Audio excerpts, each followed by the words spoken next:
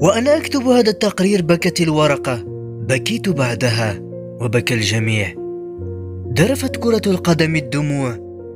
ظل القلم وحده صامدا ليكتب آخر الأسطر من تاريخ حقبة الأسطورة رونالدو تحت عنوان: رونالدو يركل الكرة للمرة الأخيرة.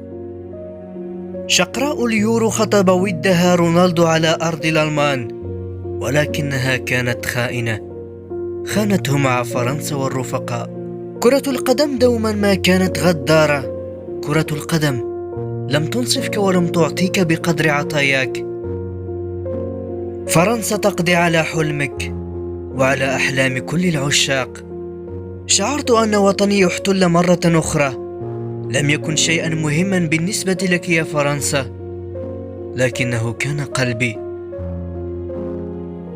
كنت أود أن أخبرك بأن الجميع قد خذلني إلا أنت يا رونالدو، لكنك خذلتني قبل أن أخبرك. شمس كرة القدم أشرقت للمرة الأخيرة.